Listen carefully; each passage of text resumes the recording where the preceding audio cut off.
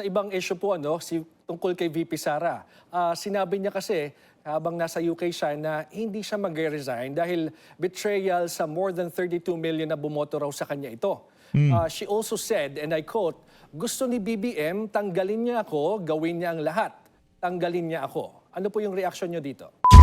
Yung problema na yan na ibinigay ni VP Sara sa inyo para sa mga taga-administrasyon, yaan ang isolve nyo, mga walang ya kayo. Diyan nyo gamitin yung pagkabangag nyo. Isolve nyo yung problema na kung saan dapat hindi makatakbo sa 2028 itong si Sara Duterte. At balita ho natin, next week ho ata uuwi na itong si dating Pangulong Rodrigo Duterte. Kung sakaling totoo man yan, palakpakan ho tayo mga kababayan. No? Palakpakan ho tayo. Isang like at isang subscribe. Masaya na ho tayo dyan sa mga gusto sumali sa ating community. Yung join button nandyan lang ho sa baba. Para doon sa mga sumali sa ating community, maraming salamat ho. No? Talagang kayo ho.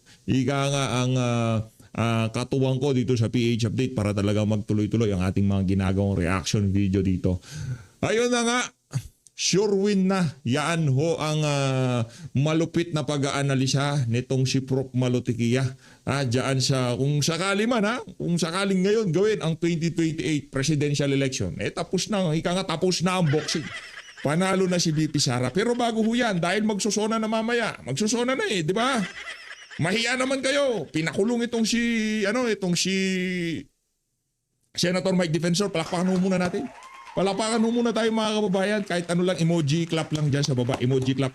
Sa tingin ko, kung sakaling mo panood to ni Sen Mike, meron ba cellphone sa kulungan?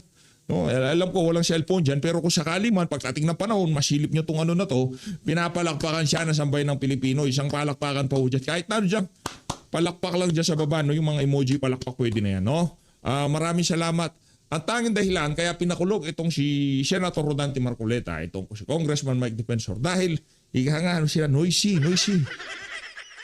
Saan ba sila naging noisy? Masama ba yung pagiging noisy nila? Yung pagiging noisy nila, yan ho ang ating sandigan ngayong mga panahon na to. Yung pagiging noisy nila, yan ang yung pagiging noisy nila na yan ang isa sa mga naging dahilan kung bakit nabuksan ang kamalayan ng ating mga kababayan kung sino nga ba ang tunay na magnanakaw dito sa bansa na to. Hindi pong pinakulong ka para manahimik ka.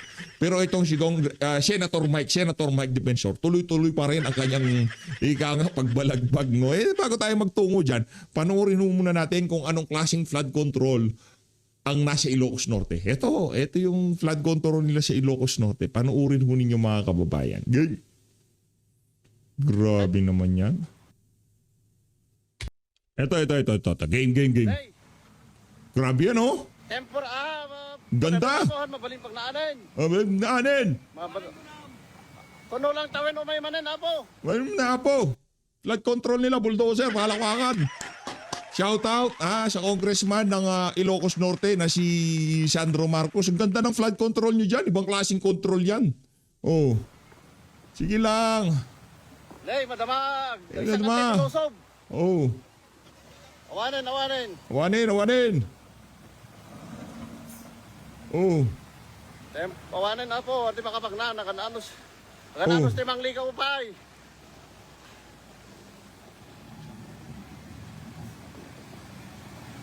Siya, dadaki naman. Palasa naman pala. Dadakurong-kurong. Karang.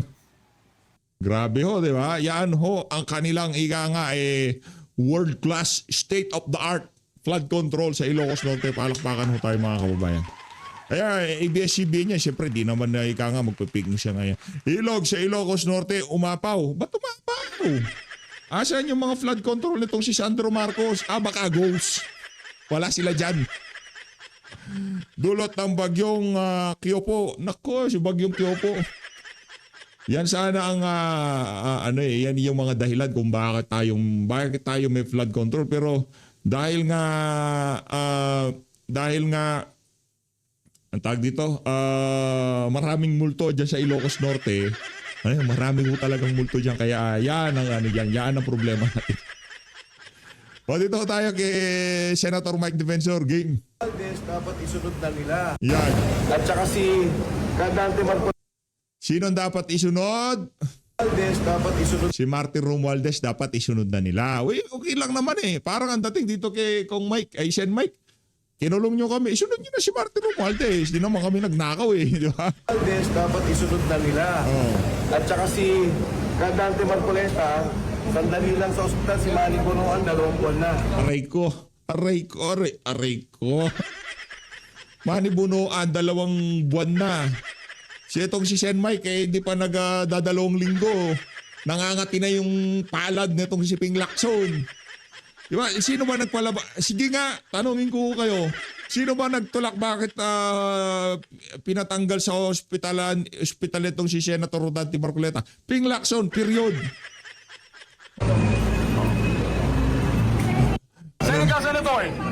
Maganda yung ngiti ni Senator Rodante Marcoleta. Palakpakan natin ang ating mga magigiting naman dirigma na kung saan talagang pinaglalaban ho nila ang karapatan ng bawat isang Pilipino ngayong mga panahon na ito. Maraming salamat. Maraming salamat. Yun lang ang masasabi ko.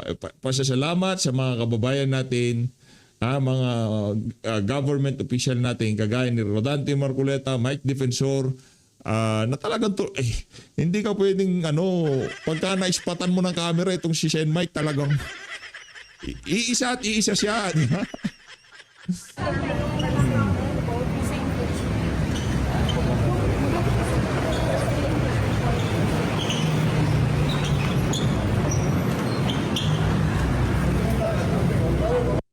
Ayun o.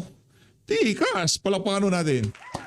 Sen, pag nagkaroon ng pagkakataon, pag nakachamba, sana makabisita tayo dito kay Senator Mike Defensor. Gusto ko siyang bisitahin, ngayon pati itong si Senator Rodante Marcoleta. Sana magkaroon ng pagkakataon dahil yung simpleng moral support, magpakita tayo ng pagsuporta dito sa mga magigiting nating kung meron ho kayong mensahe sa kanila, ilatag niyo sa baba hanggat kaya ko, ihatid ko sa kanila yan, ha?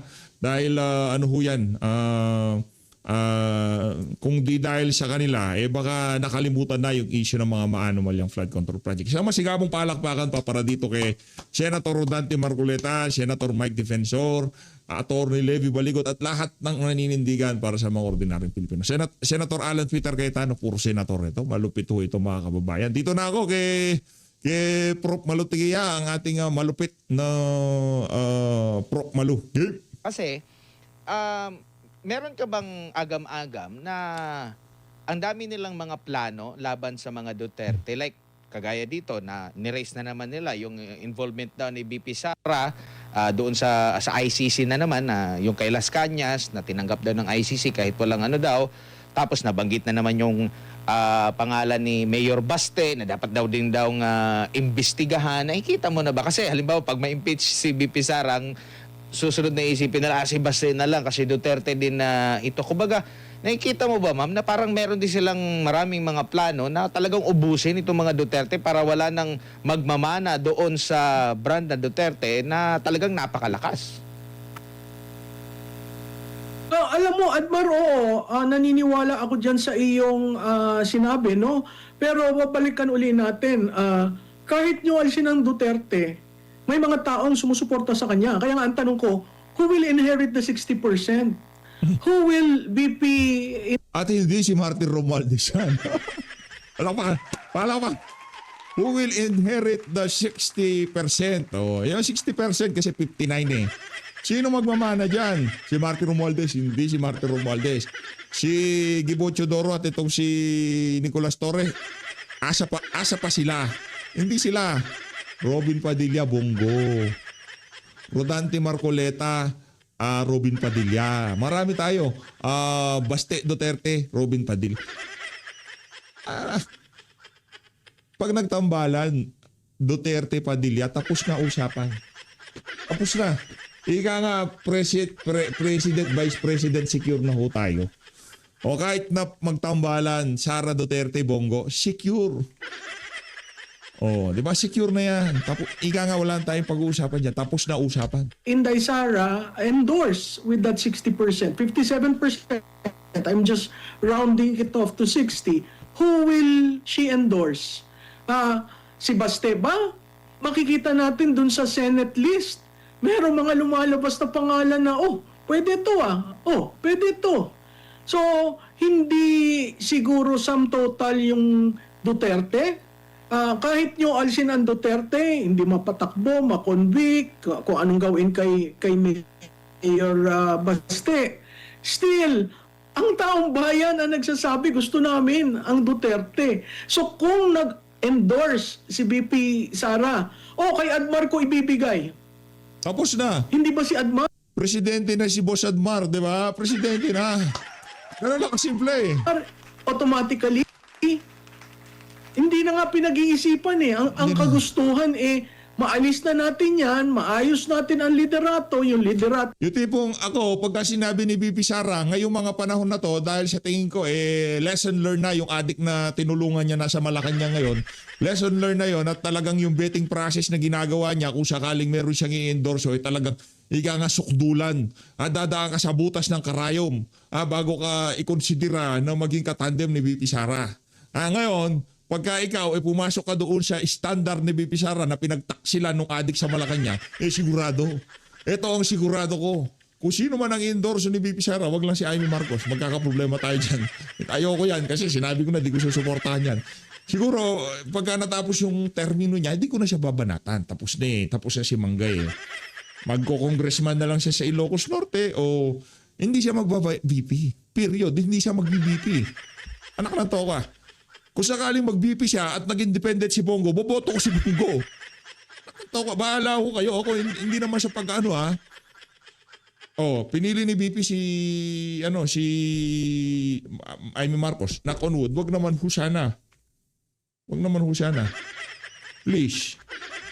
Ngayon, sabi ng mga PDP laban, Marcos naman, mga adik yan eh.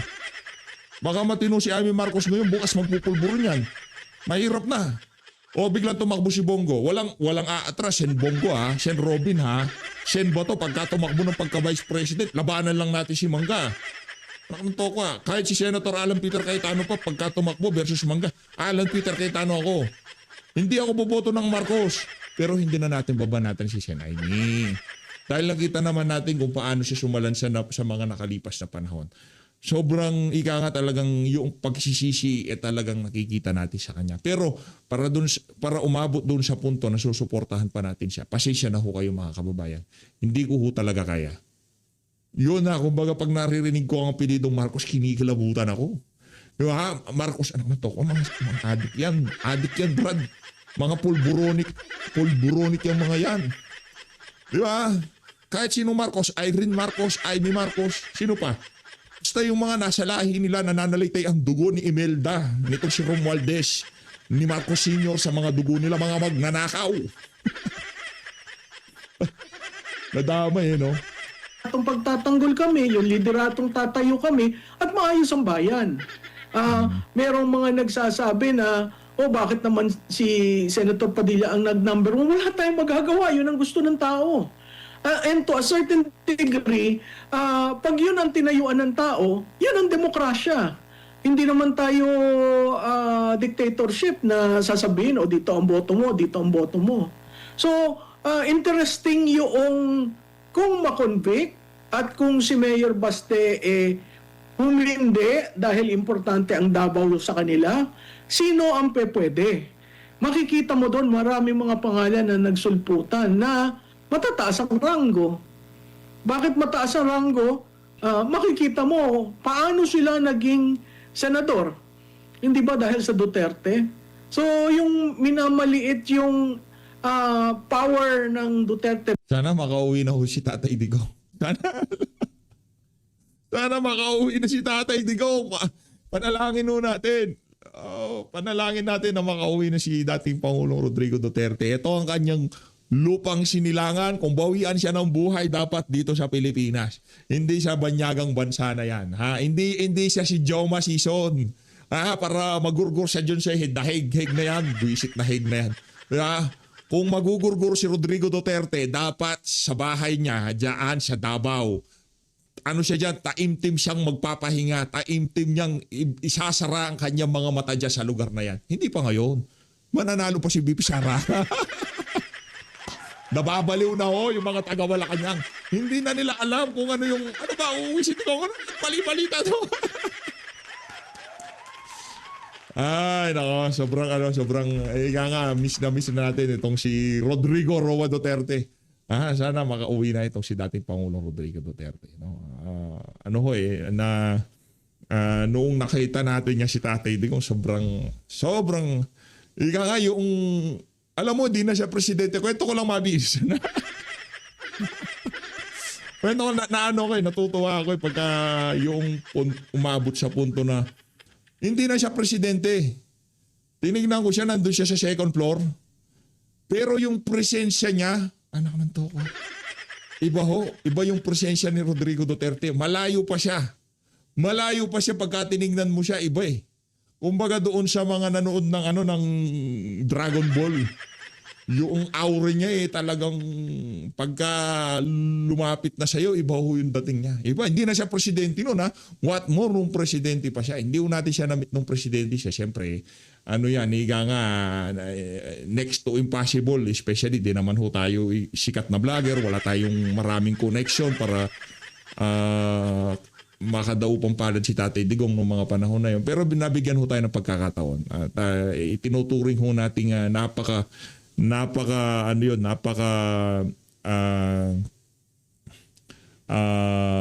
honor sa atin. Yung tipong napakatinding tawag doon. Anong word na yun? Nakalimutan ko eh. Napakatinding, basta, yun. Tinuturing nating very precious sa ating pagiging taga-suporta ni Rodrigo Duterte na nakadaupang palad natin siya na kausap ng mabilisan lang. Yun lang. Hindi naman ho tayo kagaya ng ibang mga vlogger na talagang matindi yung connection nila. Anytime pagka nagpunta ng Davao, mamimit nila si Tatay Digong. Wala ho tayong ganong katinding connection. No? Pagka talagang tsambahan lang talaga. Di ba? Tsambahan. Brand, sa tingin ko mag-aral muna kayo ng numero at tingnan nyo kung ano ang saan nanggagaling yung demographics at bakit ganun. Opo. Prof, siguro bilang panghuli, mensahe na lang sa ating mga kababayan po sa gitna ng impeachment trial. Grabe mga pagbaha na naman itong mga nakalipas na araw, SONA at ilang linggo, buwan, taon na lang 2028 na rin po, Prof. Siguro, Admar, no, una, salamat. Pangalawa, ang aking nais sabihin sa mga nakikinig at nanonood dito, manood po tayo ng SONA. Minsan boring, pero kung minsan doon natin nahuhuli ang ating leader sa mga kasinungalingan at pambubudol sa atin.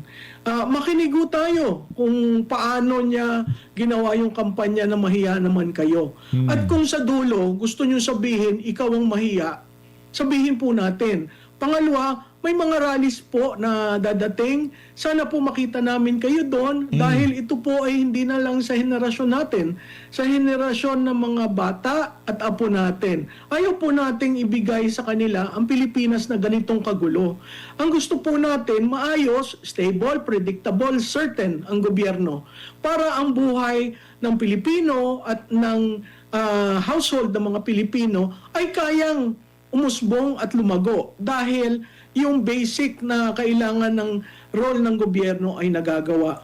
Panghuli ho, wag ho tayong mawalan ng pag-asa kasi yun na lamang ho ang hinahawakan natin at ang pananalig natin sa Diyos.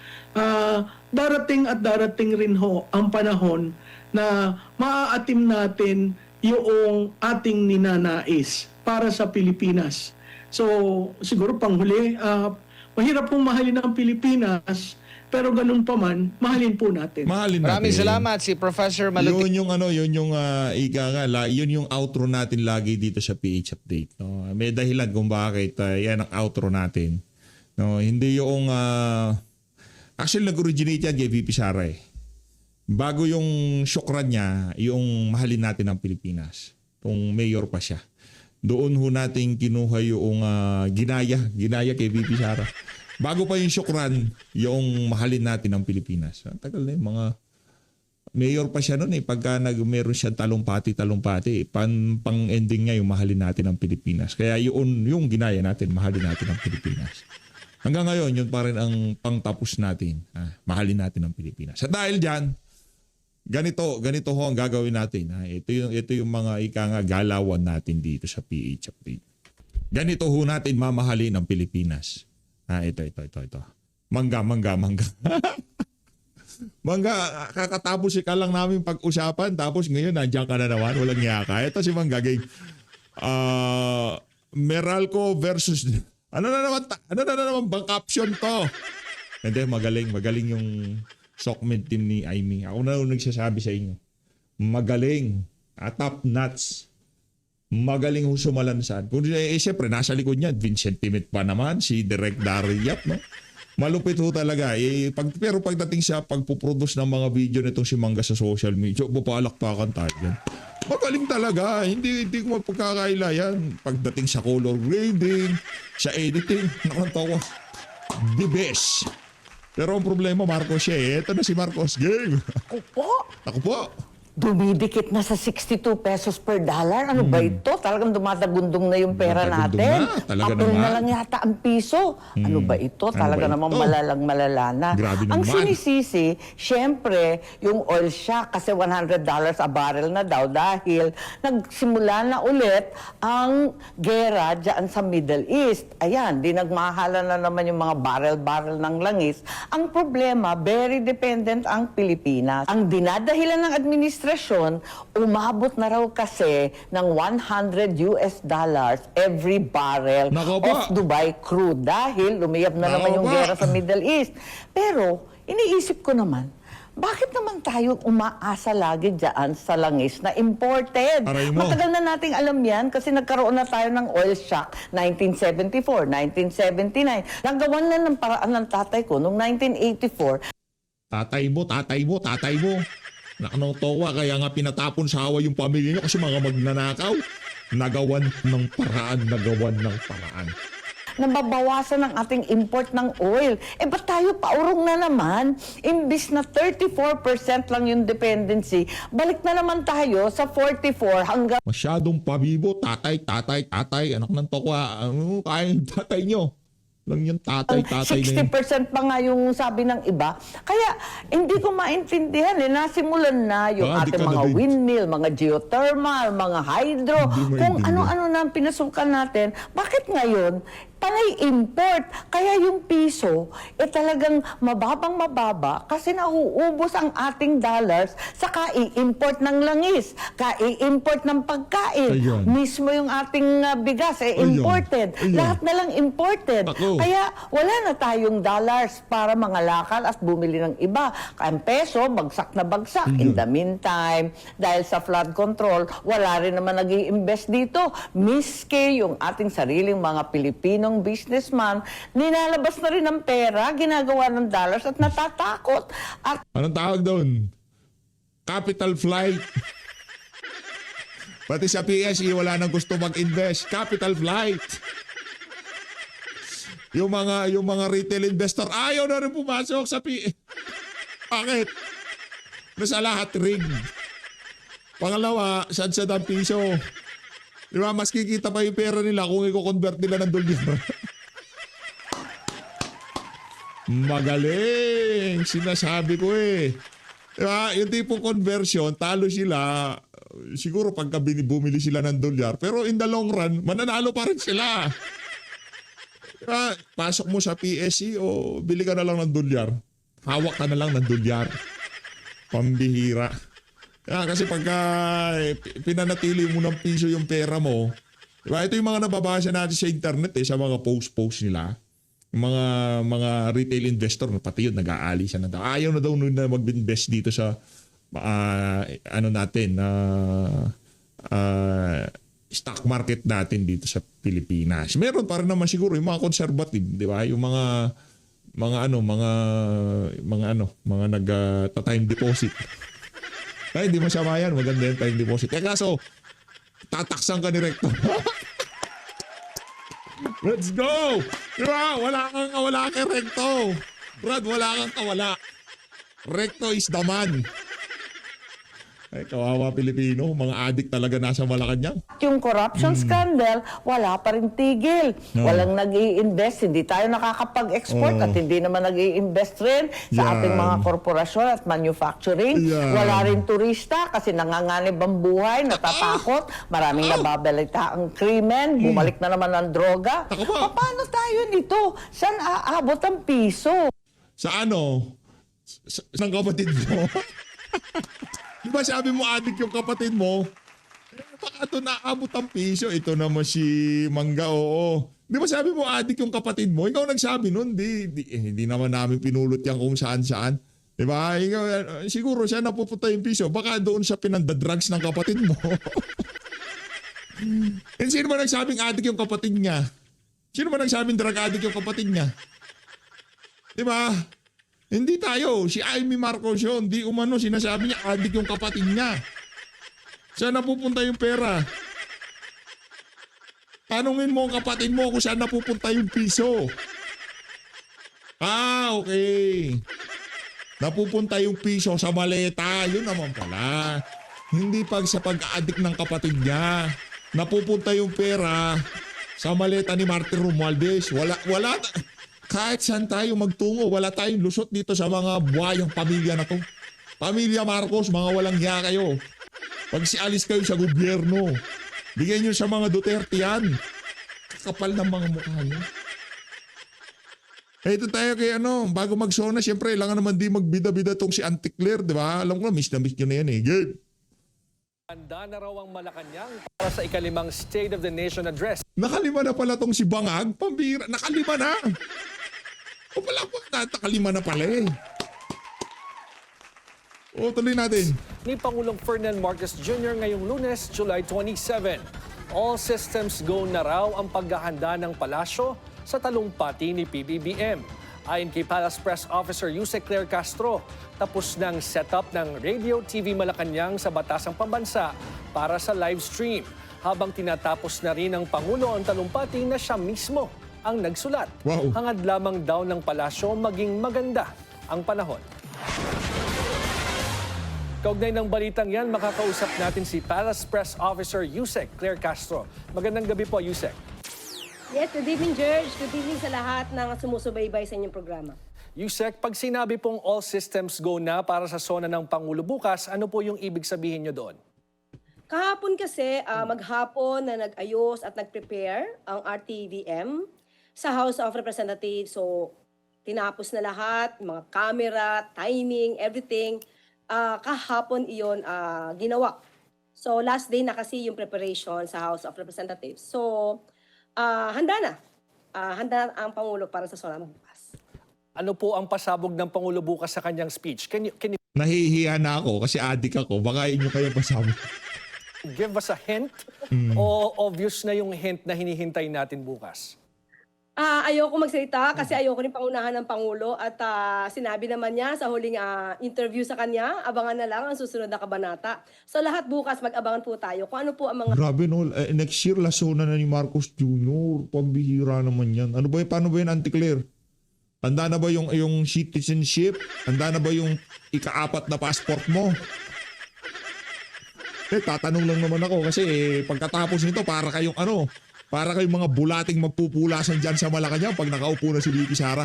Yan ang sigurado, di ba?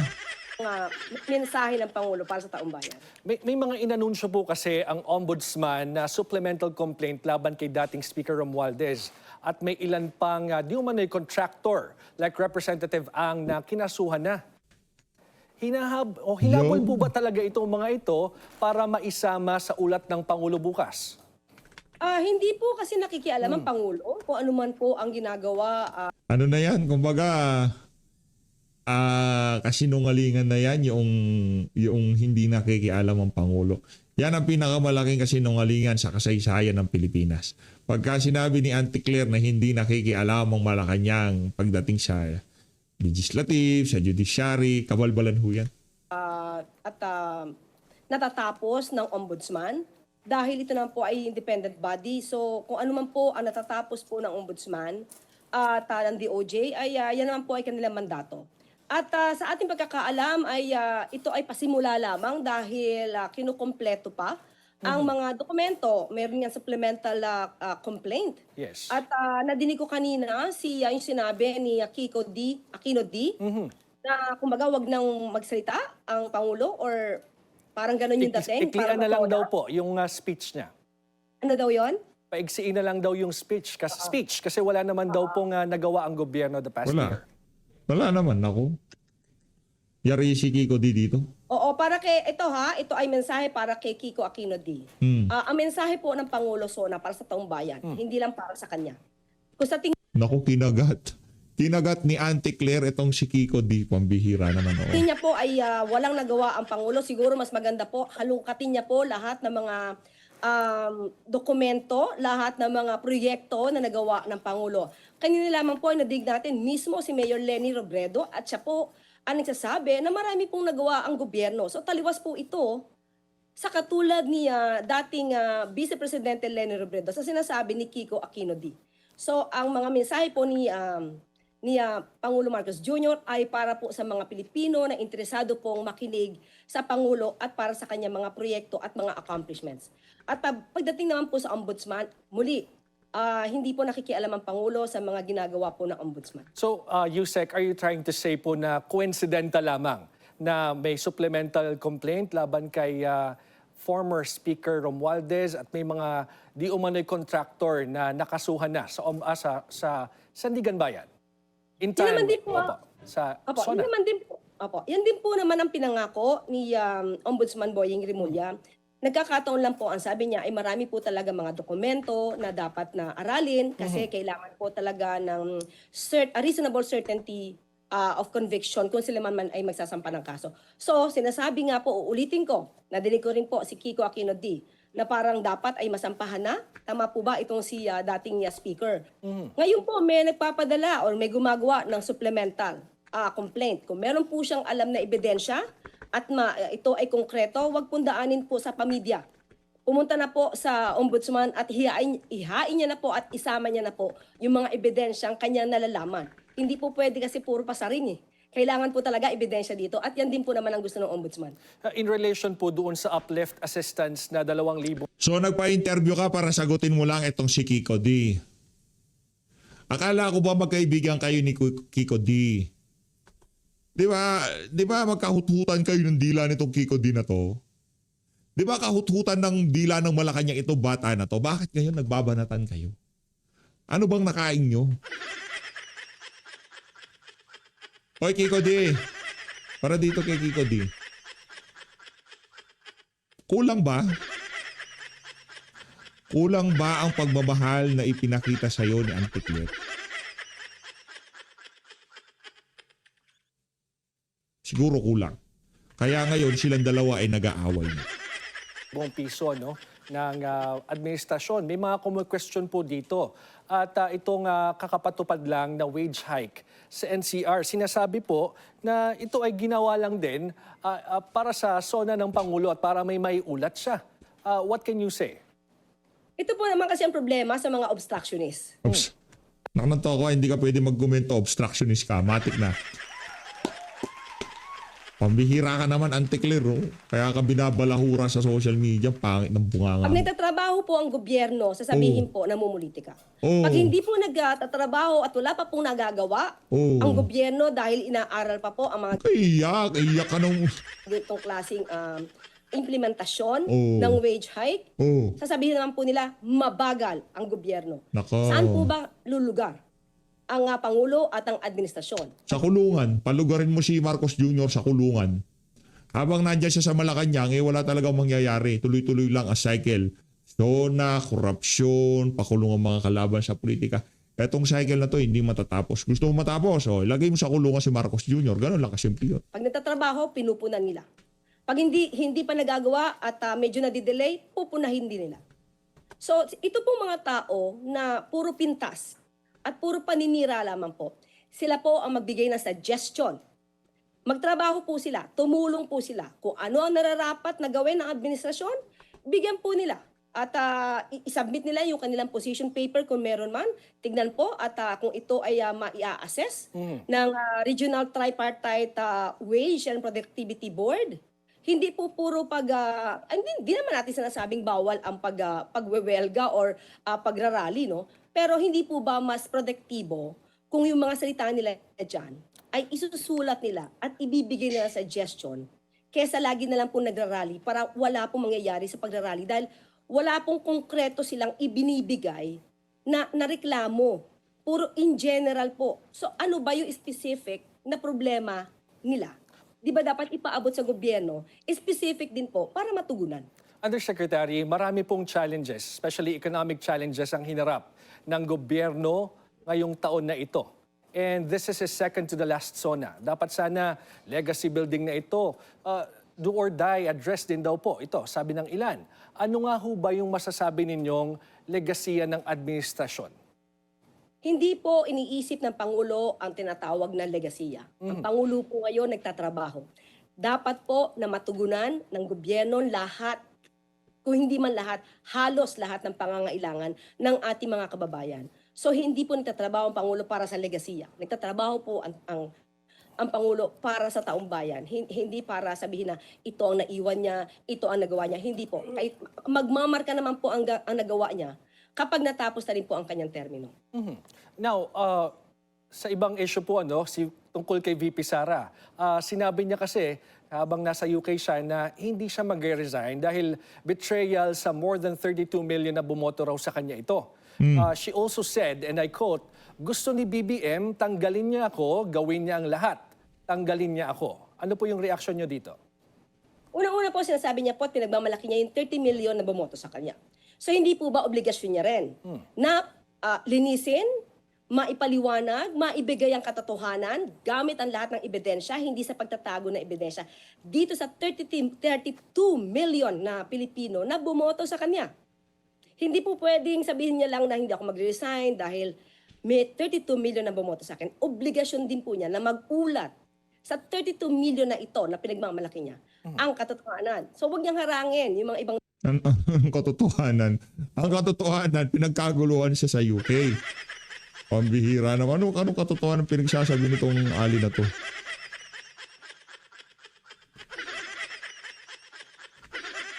Anong katotohanan? Ang katotohanan, sandamukal yung mga taga-UK nating mga kababayan ang nagpa-picture sa kanya. Yun ang katotohanan. Ang katotohanan, muntik ka nang nakuyog sa Canada. Napapaisip talaga ako, ano bang katotohanan ang ibinibida nitong bakulong na to? Ano katotohanan?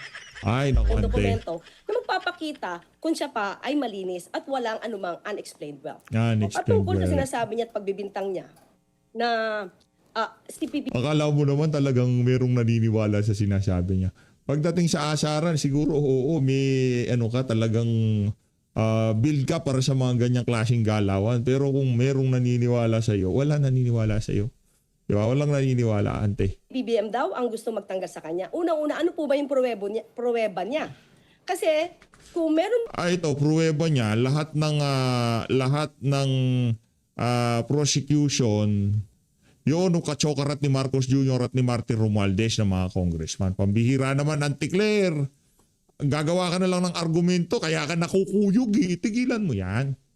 Diba? Kaya ka namuntik na nakukuyog, sa bunganga mo na yan, hugasan mo yan. bang magpapatanggal sa PH care mo yung bunganga mo na yan kahit pa paano luminis. kanya? Unang-una po ang impeachment, hindi po ito mandato ng ehekutibo. Mandato po ito sa Kongreso. Yan po ay nakasaad sa ating konstitusyon. So kung meron man magpapaalis sa kanya, hindi po ang administrasyon, hindi po ang Pangulo, kundi kung ano man yung ginawa niya. Kung mapapatunayan po ito po ang magpapakita sa tao kung siya ba ay malinis o hindi. Si Senator Alan Peter Cayetano naman, sinabi niya rest back lang daw yung mga kasong or yung investigation laban sa kanya in relation to the ASEAN 2019. At yun daw ay cost lamang ng kanyang paglaban sa administrasyon. What is your reaction? Yan naman po kasi ngayon, ang mga obstructionist, ang po lagi ang mga depensa. Pinupolitika sila, gusto silang patahimikin, pero ito ay may mga balido na mga causes. Ano pa bang mas babalidong causes doon sa 18 Marine na tinuturo si Martin Romualdez at yung amo mo na dinidelibera ng pera diyan sa Ilocos Norte at House of Representatives. Ano pa ba? Bahala ka Kung siya dyan. naman po ay makakapagpakita ng ebidensya na liquidated lahat ang pera na naiambag sa 2019 SEA Games, wala naman po siguro siya magiging problema at wala naman siyang dapat katakutan. So, yun lamang po siguro kung meron siya mga dokumento, hindi gawa-gawang dokumento, hindi gawa-gawang ebidensya, mapapakita naman po niya ito habang ito ay iniimbestigahan. Pero obligasyon din po talaga nating makita ano pa po ba talaga ang nangyari sa pondo dito sa 2019 SEA Games kasi hindi po siya naimbestigahan noon. Okay. Naharak. Opo. Pero yung timing, coincidental lang din yun, Yusek. Sa ating pagkakaalam, kasi noong June 15, si NBI Director Matibag, NBI Director Matibag ay nagkaroon ng pagpupulong dito sa pamunuan ng New Clark City. Dahil gagawin po, magkakaroon po ng NBI Academy doon mismo sa lugar. So, sa akin, at naisabi niya rin po sa akin, kasi ang una kong teorya dyan ay most probably may nagsumbong sa kanya on that specific date. So, ahead of time, June 15, wala naman pong issue pa sa kanilang dalawa ni Senator Alan Cayetano. Hindi totoo. Hindi totoo. Doon pa lang sa nangyaring Senate seats, matindi na ang sagutan sa pagitan ng mga Cayetano at itong si Matibag. Sinungaling ka, Auntie Claire? Pambihira ka. Gusto kitang pakinggan. Ayoko na. So, Liz, maraming salamat po sa pag-support sa page update. Mag-iingat po kayong lahat. Mahal natin ang Pilipinas. Maraming salamat mga kababayan. Happy Shona, everyone. Ay nako, nakakalungkot nangyayari sa Pilipinas. Pero may dahilan ang Diyos ng tadhana kung bakit nangyayari itong lahat ng mga kaganapan na to sa ating bansa. Ano ito, wake up call na hindi na tayo pwedeng pagtiwalaan ng mga dilawan pinglawan dahil mga magnanakaw yung mga yan, mga Talyanista at Ensaymada, dahil Marcos yan, mga magnanakaw din yan, Romualdez, mga magnanakaw. Sinasabi sa atin ng tadhana, sino ba yung huling presidente na kung saan kahit papaano nagkaroon ng dignidad ang lahing Pilipino. Tanging Duterte lang ho yan at wala nang iba. Kahit anong gawin mo, Auntie Claire, kahit na magpunta ka pa sa Canada at magpahuyog ka, hindi mo mababagong katotohanan na mahal na sambayan ng Pilipino ang pamilya Duterte. Maraming salamat, mag-ingat po kayo lahat. Happy Shona everyone. Mahalin natin ang Pilipinas.